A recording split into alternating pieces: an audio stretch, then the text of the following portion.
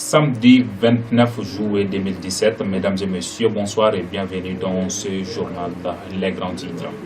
55 hommes et femmes agents de la présidence de la République ont été décorés. Le Cameroun a décrété 2 jours de deuil national à la mémoire des 34 soldats tués. La Corée du Nord a tiré un nouveau missile intercontinental. Les réactions se multiplient.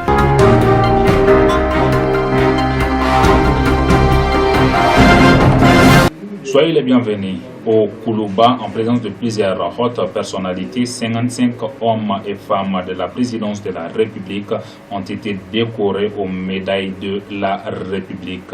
Compte rendu.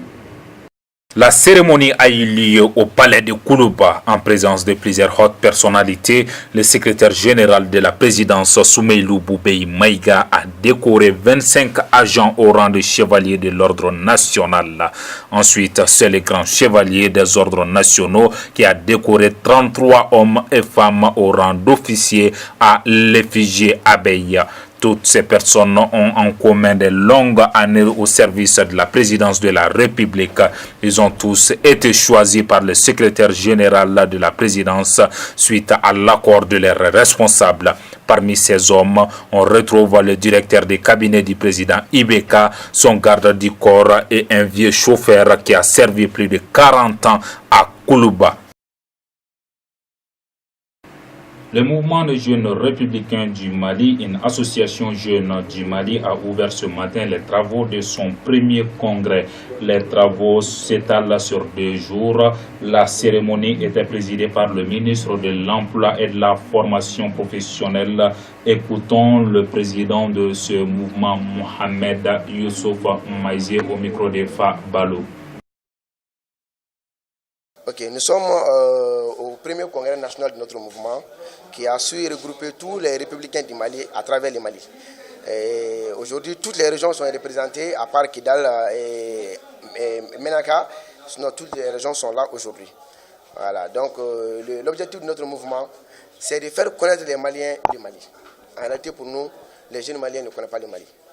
Parce qu'on ne peut pas aimer un pays si on ne connaît pas. Il faut d'abord connaître le pays. Donc notre objectif, c'est de faire connaître le pays par aux Maliens, d'aimer le Mali et défendre le Mali. C'était le lancement. Vous avez vu, le parrain était là, le ministre de l'Emploi et de la Formation professionnelle, qui a bien parrainé, on lui remercie d'avance. Et après ça, à 16h, nous avons des ateliers sur 3 projets. Nous défendons les acquis démocratiques. Le référendum est un acquis démocratique. Parce que nous sommes dans un pays démocratique qu'on parle du référendum. Si on était dans un pays monarchique, on n'allait pas parler de référendum. Donc le référendum est un acquis démocratique. Nous, les républicains, on soutient le référendum. Je dis bien que le problème du référendum au Mali, il y a 2 oui et 2 non. Les premiers oui et non, c'est quoi? C'est le oui, le fait du référendum, ou le non, le fait du référendum. Les deuxièmes oui et non, c'est le oui qu'on va déposer dans l'urne et le non qu'on va déposer dans l'urne. Donc il y a ces 2 oui et 2 non. Pour nous, les oui et non qui sera déposé dans l'urne, nous, on n'en parle pas. Ça, c'est le choix qui dépend de tous les peuples, sa façon de comprendre les textes et sa façon de juger. Mais le premier oui et non, qui est le fait du référendum, nous, on pense que ça, c'est une bonne chose. Si tous les Maliens se lèvent aujourd'hui, aller vers les urnes et prendre non et déposer dans l'urne, le contenu de ce référendum proposé ne sera pas appliqué. Parce que la démocratie allait triompher. Mais si tout le monde prend non, ça sera appliqué. Et prend oui, ça sera appliqué. 118, parce que nous on a fait beaucoup de recherches sur les documents. Ce que nous avons appris, la question d'intégrité est une question de loi internationale. Et quand on parle de loi internationale, l'article 118 qui est dans nos textes, qui dit voilà, aucune procédure de modification ne peut être entamée si l'intégrité du territoire est portée à l'atteinte. Bon, ce que nous avons appris, c'est l'intégrité portée à l'atteinte veut dire quoi? Ça veut dire tout simplement si le pays est sous menace d'une force armée étrangère. Mesdames et messieurs, le reste de l'actualité africaine et internationale commenté ce soir par Khalifa Hamed.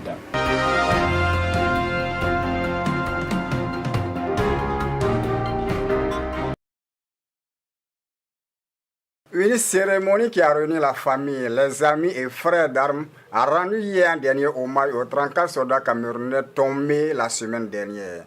Ils partaient pour une mission de ravitaillement des soldats camerounais en lutte contre le groupe terroriste Daesh. Leur bateau a chaviré. Pendant 2 jours, les drapeaux seront en berne. Le Cameroun mène une véritable lutte contre le groupe sur plusieurs fronts de son territoire. Ces rapports des Nations Unies viennent à nouveau accabler le gouvernement de la République du Congo. Plus de 850 000 enfants restent portés disparus. Ils sont tous de la région du Kasaï, au centre de ce pays.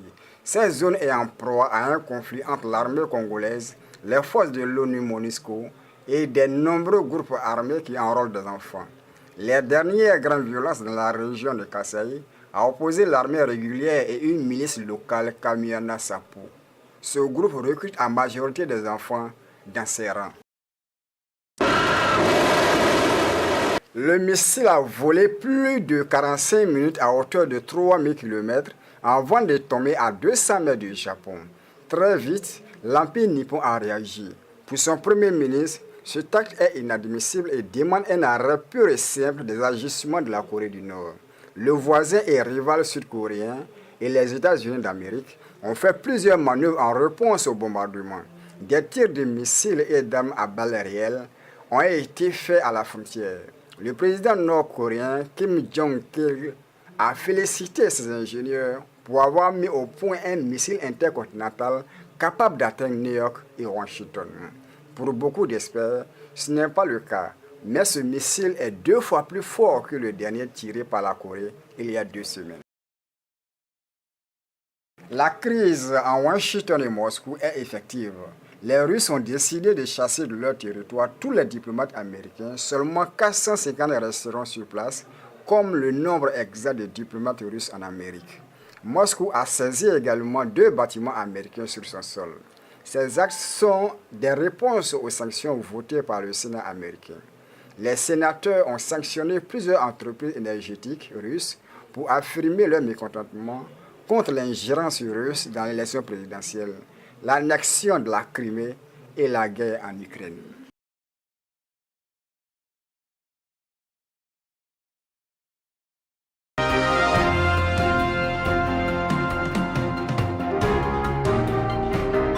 Chers téléspectateurs, merci de nous avoir regardés. Bonne suite des programmes sur votre chaîne de tous les jours, La Lumière. Au revoir.